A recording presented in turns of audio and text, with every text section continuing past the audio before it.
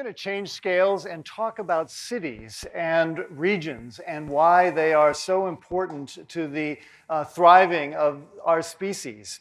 We live in an amazing time in human history. It's taken all of our history as a species to the first decade of the 21st century to reach 50% of humans living in cities. What's even more incredible is that by 2030, that number is going to be 66%. By 2050, it's going to be 75%, and some geographers think that by 2100, over 90% of the human species will be living in cities. We are already in the United States at 80%. This is a phenomenal change in our history, and I think it's happening for very deep instinctual reasons. Elizabeth Kolbert, in her book, The Sixth Extinction, talks about how human activity through climate change, through overconsumption of resources and fragmentation of habitat, is leading to an extinction event on the planet where many of the species now in existence will have disappeared by 2100. But what's really interesting about her observations is that she says that species threatened with extinction do something very interesting. They don't disperse, they gather together in the ecosystems that can support them. And I want to argue that that is exactly what humans are doing. We are a species threatened by our own actions, and we are gathering together in the one ecosystem that can support us environmentally, ecologically, cities. And so this is a phenomenal change in our species history, and it is going to lead to an incredible change in how we think about our cities. Cities right now are the generators of the overconsumption of resources that we're now engaged in. It's where the corporate headquarters are of companies that have had a command and control view of the natural world. It's also where the advertising and media are that encourage us to overconsume finite resources. And so cities in some ways are the problem here, but they are also, I think, the solution. And I want to talk about why. Also, one of the things I think we have to be aware of is not all cities are going to have the same situations. In this map, which is a map of access to fresh water, you can obviously see that it is not equally distributed around the planet. And so we are going to see at a time of climate change, of rising temperatures, of drought, of coastal flooding, a movement of environmental refugees to those parts of the world that still have water, which leads us to the north. We are one of the only regions in the United States that has a lot of fresh water. And in fact, we're also one of the few regions in the United States that will, according to a recent report called Risky Business, that said that Minnesota and Wisconsin will be one of the only states that will retain something close to their average temperatures. And so while planners in the capital of the North, Minneapolis, St. Paul, think that we will be adding thousands of people to our cities in the coming decades, I would argue that we may be adding millions and millions of people to our region because this is going to be one of the ecosystems that can support our species as we go through the kinds of changes that we're now facing. Now, planners tend to, from my field, tend to sort of assume that what happened in the past will continue on into the future. We don't take enough into account disruptions, and certainly the kinds of disruptions that Houston encountered after Katrina, when a large number of the population of a flooded New Orleans came to Houston and the city was not prepared for it. So one of the important tasks of everybody in cities in the future is to think about how to be more resilient, how to anticipate the kinds of things that are going to be happening, and how do we get ready for it? And how do we assume that we need to be able to accommodate a much greater diversity and numbers of people than we have in the past? And this is not only going to be happening in the US, this is a global phenomenon. As you can already see from this diagram, there are large numbers of people being displaced by disaster events of one sort or another. Now, my fields, architecture, landscape architecture, urban design, and planning, are beginning to envision what more resilient cities look like. Greater density, green roofs, urban agriculture, multi-modes of transportation, a number of things that are beginning to help us understand what the city of the future will be like. One of the challenges we have is we have public policies and regulations that continue to force us to build the 20th century city. And we have got to move past that. We have got to see that we cannot assume that what happened in the 20th century will continue. We have to prepare ourselves for a much different future than the one we've had. And we're already beginning to see that in a new kind of economy that's emerging. An economy that is more about local resources, local talent, an economy that is more focused on the quality of the things that we consume rather than the quantity. And this is one of the big changes that's going to be happening and has already begun in our economy, which is as we move from a 20th century economy of mass production and mass consumption to a 21st century economy of mass customization, in which it is the ability of people to identify what's important to them and to make it themselves. This is all part of what some have called the sharing or the collaborative or on-demand economy. And this is a profound change. Again, we pay too much attention to the 20th century economy, the large corporations, which have actually created a lot of the problems that we now face, without paying enough attention to this emergent new economy that is among us, which is a move away from owning things to renting things, to using things as needed, on demand.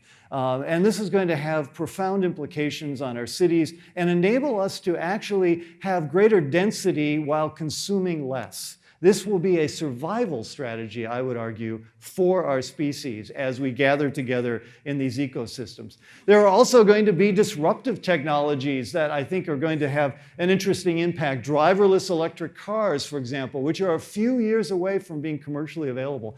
Think about this. Cars spend 90% of their time parked in storage. And of course, we have littered our landscape with vehicles. This technology churns car companies into mobility service companies, where we would have an annual contract with a company. A car would pick us up, take us where we want to go, and would drive on to the next person calling it. Think about what that does. Think of all the garages, the driveways, the surface parking lots, the parking ramps that we now use to store cars. What can we do with all of that space that will now be freed up as we move to an on-demand form of mobility? This is how I would argue we're going to be able to accommodate a much greater number of people coming into cities for the very reasons I mentioned. These are very powerful transformations. One of the other things that we are facing is we all live now in the 20th century city, a city that was laid out based on the old economy of mass production and mass consumption, with the idea that we all live in residential areas and commute to work in an office cluster someplace and then drive out to a shopping mall to buy goods that were made in China and shipped here. And that economy is quickly eroding, I would argue. And what is emerging among us is a kind of economy in which people will increasingly be living, working, and making things in much closer proximity to each other.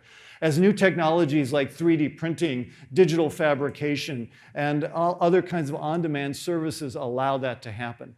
And so, again, we have to recognize that these are, I would argue, ways in which our species is reducing our ecological footprint and enabling us to lead better lives, healthier lives for less.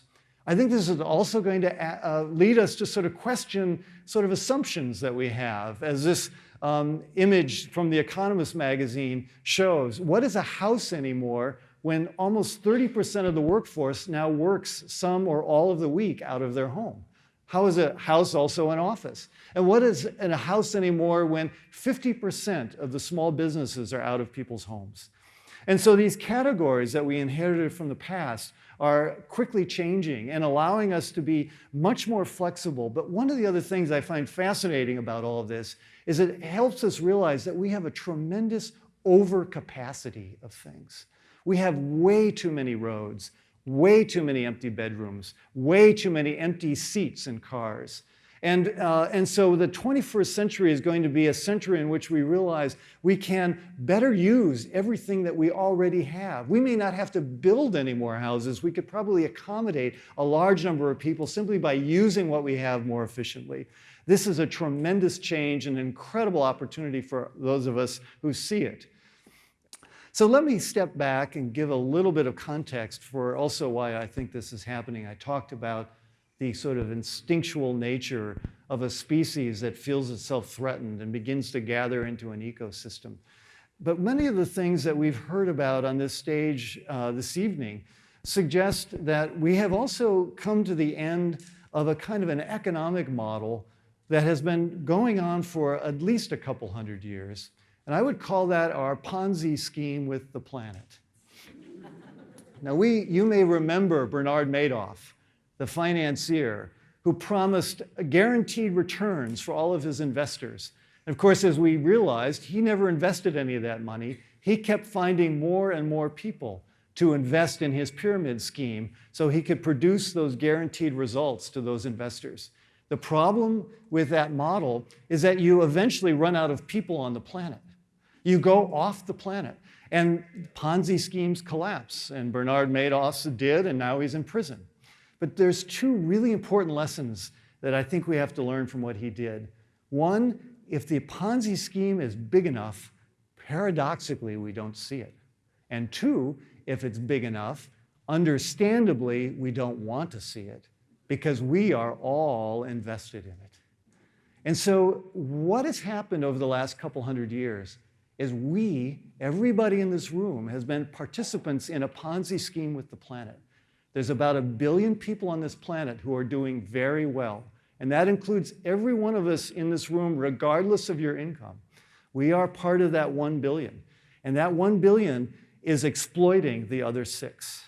It's also exploiting all the resources that other species need, which is why we're seeing an extinction event. And not only that, we are borrowing against the future. We are exploiting and exhausting finite resources that the future generations of our world will need. What are we going to say to them when they ask us, why did you use up all the oil in a couple generations? What were you thinking? What were you doing? And this is the dilemma that we face. But what is also, I think, important about the Ponzi scheme metaphor is we are now off the planet. It takes 1 1/3 to 1.5 planets to meet our current needs. This is before China and India and other countries develop any further. And as we learned from Madoff, when the Ponzi scheme runs off the planet, the Ponzi scheme collapses. So the real opportunity for us is from this moment on to begin to say, what is a post-Ponzi scheme existence like? And I would argue that it will be a much healthier, a much more equitable, a much more sustainable way of living than the way we have been living. And we have certainly heard on this stage tonight the incredibly unsustainable, unequitable, terrible conditions that this Ponzi scheme has created for people even in our own city, let alone halfway around the world. So this Ponzi scheme needs to collapse. We should never have had it in the first place. And humans never had these before. This is a modern creation. And this is one, though, that we are going to have to think again about what it means to be a species on this planet that is not using all the resources and running every other species off the planet, because as we do that, we are going to run ourselves off the planet as well. We will be one of the species that goes extinct unless we're careful. And so we have got to begin to imagine cities that grow their own food, that generate their own power, that do not waste anything, do not pollute at all. All of this technology is available now. We know how to do this. We need the political will. We need the populations of our cities to say, we're not going to take it anymore. We are going to redesign a system that is not so exploitative, that is sustainable, that we can all thrive in. It will also be a world, a post-Ponzi world, in which we will recognize that everybody is intelligent. We saw dancers on this stage with incredible kinesthetic intelligence. We don't think about body movement as an intelligence, but it absolutely is. And so we have an educational system that is wrongfully saying that too many people are dumb. Everybody is intelligent in a different way. We need an educational system that recognizes and rewards that difference of intelligence. And we need to recognize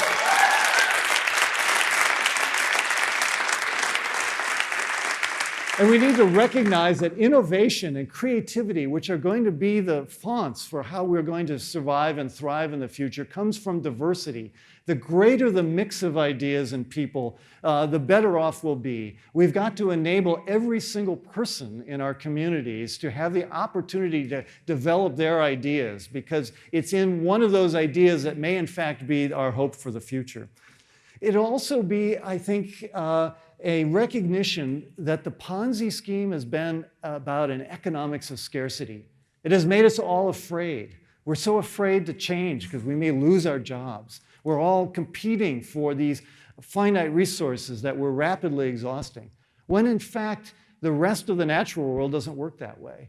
The rest of the world works on an economics of abundance, on a solar economy that is constantly replenishing itself. And I would argue that our key skill is the creativity, the imagination, the curiosity, the kind of wonder that exists in all of us. That is an infinite resource, and that is where the real value lies as we construct the city of the future.